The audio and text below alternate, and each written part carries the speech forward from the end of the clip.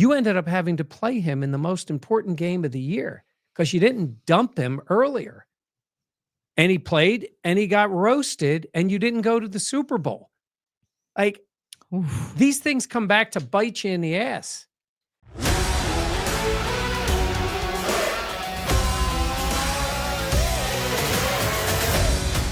All right, welcome back to the Buffalo Plus channel presented by Connors and Ferris. Mike Catalana, Dan Fates with a veteran day off. I am Jenna Cottrell. Please be sure to like, comment, subscribe, and share. We always appreciate it. You are watching the latest edition of You Ask, We Answer, presented by Stellar Roofing, Windows, and Siding. We have some great questions to get to, but first and foremost, our Hall of Famer, Mike Catalana, back from his vacation. And I would imagine, Mike, he got some takes brewing. So vacation was awesome. Relaxed. My wife and I, we had a great time.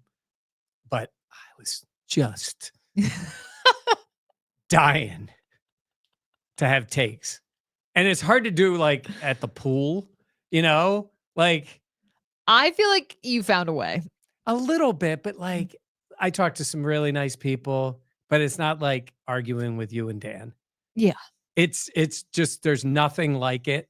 So I found myself at one point, I listened to the latest podcast and Dan and Jenna did an awesome job. And I'll be honest with you, you know, we do a lot on the trip, like, which is mostly go to the pool, hang out, have some drinks, go to dinner, have some drinks, hang out, right? That's what we do. So we go to the gym in the morning, usually. Like there's a gym there and I do it. So I got my headphones on and I'm listening. And I am mentally interrupting you nonstop with things I wanted to say. But I thought, you know what? I'm on vacation. I'm going to let them cook and then I'll get back. But there were so many things I wanted to jump in on. All right. Well, go off then. It was a strange few days. Like I was here until the Bills had made a lot of these moves. We had talked about a lot of those moves. Bosa had gone through all that stuff. And then we got the 2 suspensions. Yeah, which actually I think this will set you up. Yeah. But Joel 1687 said, hello, do you think the 6-week suspensions of Larry Ogunjobi and Michael Hoyt will have a major impact on this team? Yeah, you're damn right they're going to.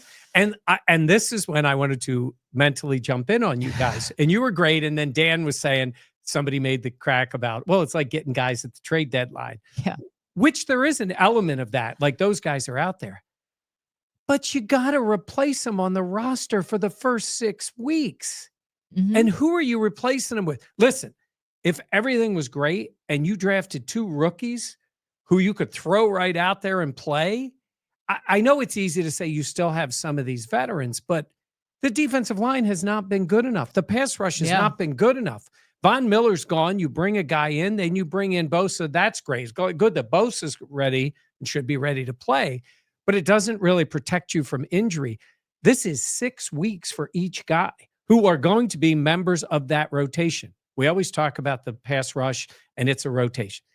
One other thing I wanted to, and again, this was what was going through this mind, was the reason the Bills don't have someone who isn't really a rotation guy. They don't have that guy that plays 75% of the snaps because they don't have anybody good enough to play that many snaps. And Myles Garrett would be playing that many snaps. They don't have a Myles Garrett. Bosa was that guy, but he's been hurt too much. Von was that guy, but he's not that guy anymore. You know, they hope Russo becomes that guy. He gets a lot of snaps, but it's not the same. But all that being said, I'm sitting here going, okay, you were going to count on these 2 guys, and you will count on them as heavy rotation guys. So who's playing? Do you have to go out? Are you bringing back, I don't know, are you bringing back Austin Johnson? Are you bringing back Jordan Phillips? Because you need somebody. And who are you getting when they already know there's 2 guys sitting out there that are going to play after 6 weeks? Or are you just counting on the guys you already have and you're hoping that like Carter is ready? That part is what really gets me. 2 guys at 6 weeks each. There's a lot of football in 6 weeks. Well, and so much of it is too of like training camp. You're putting together your defense and they can be around for that. Yep. And then obviously when the 6-game suspension starts, they have to be away from the team for a chunk of that before they go back to practicing. So they're not going to be around the team. So how do you kind of set your defensive philosophy and work those guys in knowing that for the first 6 weeks of the season, they will not be on the field. And listen, I heard Bean's explanation, and I understand it. Like, they made the call on Hoyt. Okay. We already know he signed for 3 years. That's great. But we are talking about the 2025 season, and you want him on the field. But you already are saying, okay, we're going to work around this.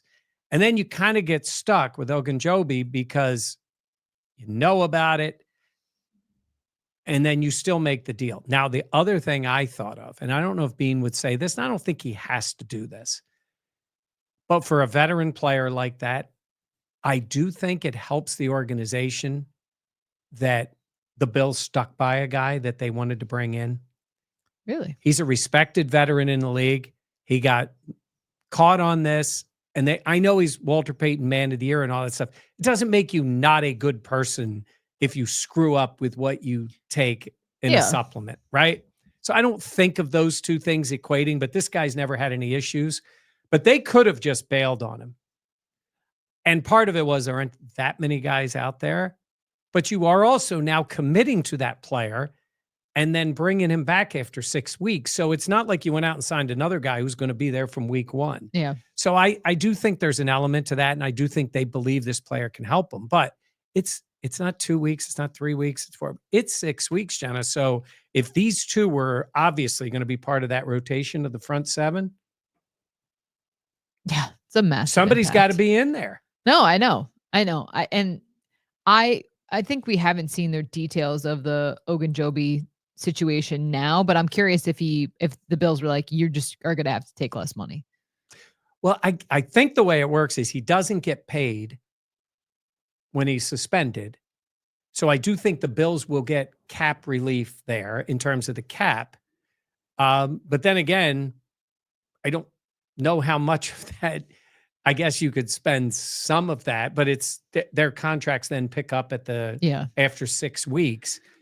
I don't know. I don't know, but you're making a good point. These are two new players to the system. So while you practice and do all those things in camp. Yeah. Yeah. Also, like Ogunjobi, it's a year contract. Yeah.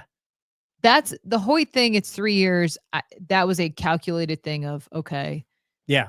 We like the player. Yeah. And we think it'll be hopefully a blip over 3 years, and that he performs that way. Yeah. No, I think Kaiir Elam being cut or traded. Yeah. During this same time. It's like a Freudian slip. Well, I guess I look at that too. And listen, this is not Mike picking on Brandon Beane, but that was a bad week for Brandon Beane. That was like 2 days. Yes. And so I looked at it and said, I understand they held on to Elam, gave him a chance with a different coach and all those things, and it didn't work. But here's what ended up happening. You ended up having to play him in the most important game of the year because you didn't dump him earlier. And he played and he got roasted, and you didn't go to the Super Bowl. Like, these things come back to bite you in the ass. And that was the part, like, when do you make that move and take the heat? I know you don't want to give up on a talent too soon if you think you can get him there, but they were stuck because Christian got hurt and they had to put him in the game. They didn't have enough faith, I guess, in Ingram playing, so they put him out there and he got roasted in the game. So Beane's he's got a lot of work to do now because he's going to have to bring in other veterans, I think. And he's going to have to draft well. We may see those rookies getting to play a lot in the beginning. Yeah. Because they are bringing in rookies. Oh, yeah. I mean, for D-line. They have to. Yeah. I mean, how high is the question? It's not. Yeah. Do you feel better? Yeah, I was trying to explain this to Jenny. Jenny was probably like, I don't care. I don't care. I wouldn't blame her. I'd be like, I'm on vacation in Aruba. Shut up. A lot of times you don't care when I say it. No. It's she's like, there. So though she is picking up on some stuff pretty well. We were talking about one of the other teams and she was like, well, yeah, then they'd get a higher draft pick. And I was like, damn, Jenny. She's getting on it. So yeah, but this part, I always feel like it's like, I'm not picking on Brandon Beane. He's a great general manager. He's had ups and downs like every one of them does. It's not a perfect Hey, process. we always talk about Howie Roseman all these times. Howie Roseman got basically everything short of fired by the Eagles sent to the other part of the building when they brought in Chip Kelly. Like he was in hiding, and he made some shitty draft picks for them. He made some big mistakes for them and fought his way back. Every general manager has things they got to make up for. Yeah. And it's still in that case with Bean. Maybe they get a break here where these two guys are out that 6 weeks and they come in and they are really impactful. They deserve, the organization deserves those guys being better than expected, not the other way around. But yeah, we shall see. Okay. All right. So the Milano pay cut and reworking of his contract also happened while you were away. Ricky Cryfield 5088 asking, do you think Matt Milano will get traded? No, I don't think he's going to get traded. I don't think so either. I think he's here for the year. I think it's sort of what they did with Vaughn. They redo the deal. And then I think this will be his last year. I heard some people talking about it and they were like, well, what if he has a really good year? Could they re-sign him? I don't think so. I mean, I think he's always been a very good player, but he hasn't been on the field. Now, maybe this is the year he plays 15, 16 games, and maybe you would look at it very differently. But if I was asking even the biggest Milano fan out there, if I was saying to you, what do you think this year? 20 games, including the playoffs. Over, under 12. It just hasn't been the case. I get it. He plays hard. He's tough when he's there, and he's good. And he was better at the end of the year. Yeah. But he'll be 32 at the end of the year. I think this is what teams do. Guys get to a certain age. He'll play this year out. Good, bad, or indifferent. I think this is his last year with the team. But I don't think there'd be a reason to trade him now. I don't think there would be a reason to trade him, but it is weird because when I think of Matt Milano, he was such a core piece of this core of the early young guys. I mean, he was Sean McDermott's first draft. Yeah. He was one of the players picked. Such a huge part of the process and just setting the culture and just what he's given to the team. It is weird to think about. That being said, I do think that we saw him trending in the right direction at the end of this last season. Now, will he stay healthy? That is the biggest question. But that being said, I do think that he is on his way back to being a more impactful player. The Bills certainly hope that as well. And then maybe after the season, depending on how it plays out, of what they want to do from there. But I wasn't shocked to see it. I was more so like, oh, wow, this really does set up from them kind of being able to walk away next season and be like, we really appreciate you, Matt, but we're going to move in a different direction. Yeah, and I think if you're Milano, look, if he shows he can play, there'll be a job for him in the league. And the money may not be much different than what the Bills would offer him. It would just be a matter of a team saying, we're going to bring him in. We haven't had any of these issues. And we don't have a Dorian Williams or someone the Bills draft this year, right? You never know what it ends up being. But I do think, we always talk about getting younger. But McDermott mentioned it in the postseason news conference about players get to a certain age and injuries become more of a factor. And unfortunately for Milano, that has been the case. Yeah. I hope for the Bills that he's awesome this year and that it's a real discussion. And we look back at this and I'll say, I was wrong. I didn't think they'd bring him back, but he may play that way. But I think you get to that age in the NFL, it becomes a very different conversation. I think that's really fair. And that is the constant reminder that this is a business. Yeah.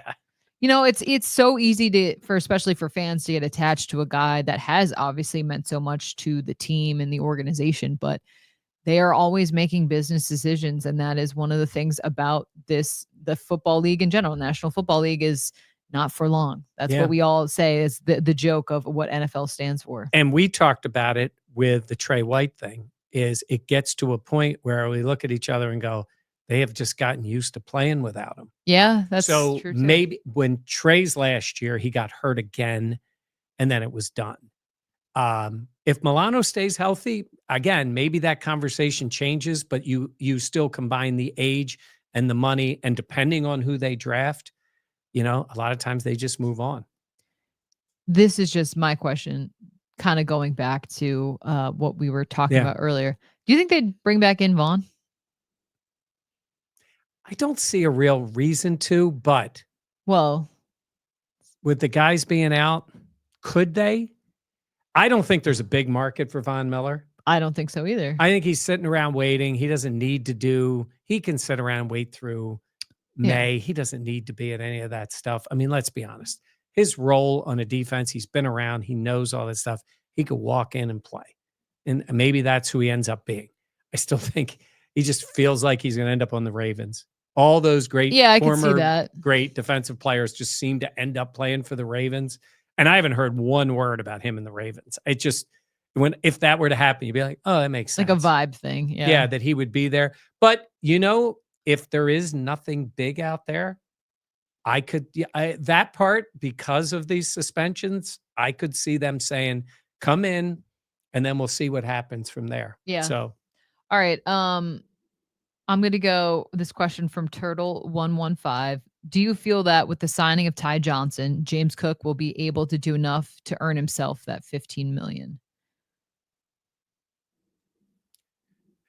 Do you think with the Bills signing Ty Johnson, there is the availability of them to want to keep James Cook, because to keep him, it means paying him that much money? Well, I would tell you this.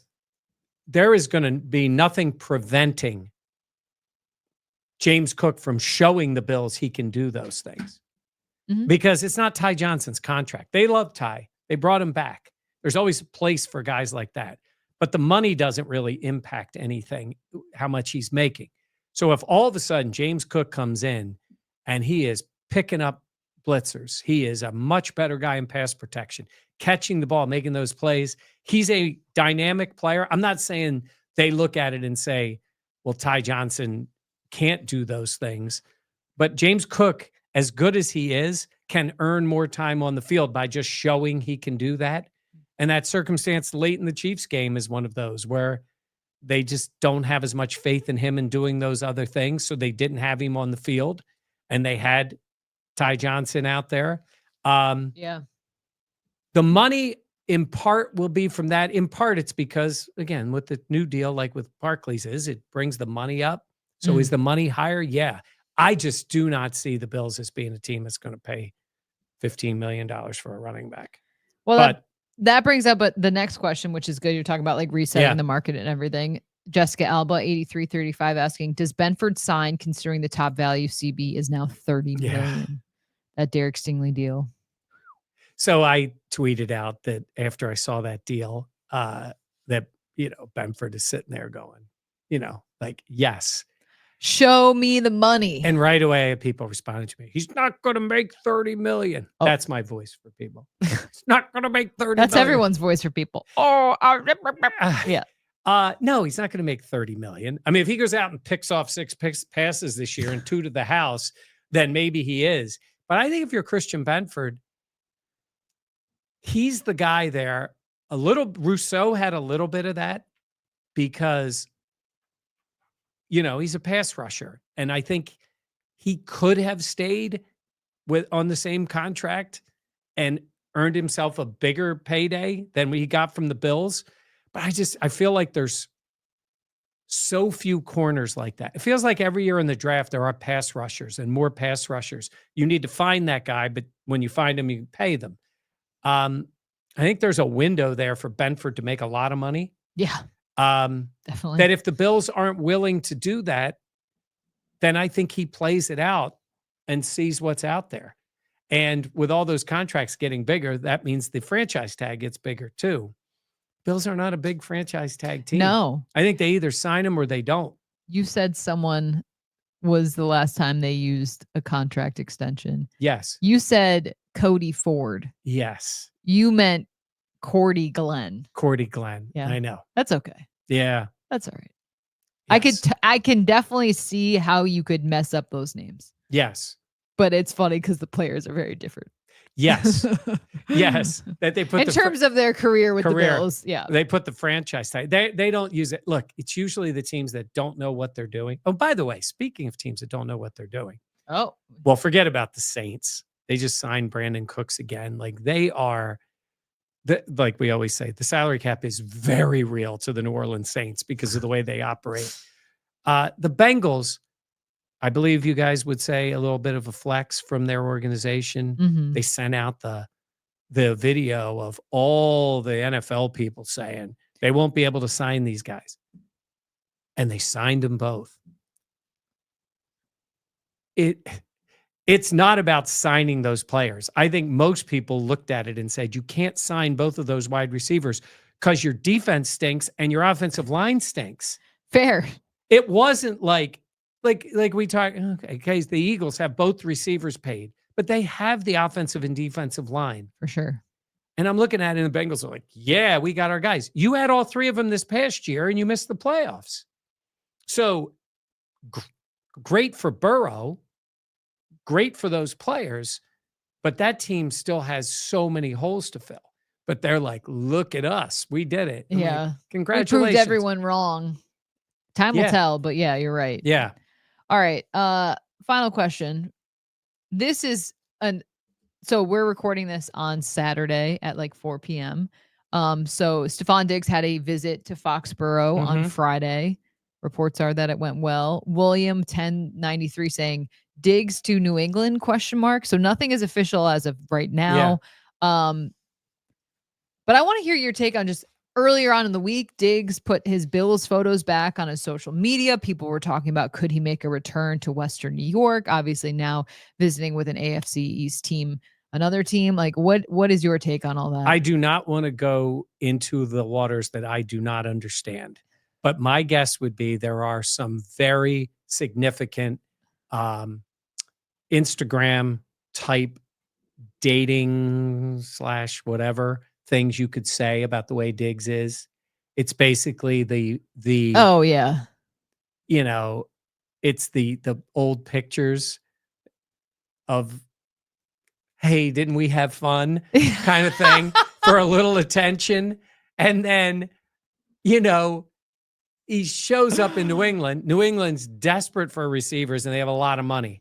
And if I'm Diggs and I'm like, I can't get to a good team, at least I'll go somebody who's going to pay me. 1,000%. And maybe they will. Like, I don't know. But it's like, they didn't like sign him right away. Clip this now. Under no circumstances do the Buffalo Bills bring back Stephon Diggs.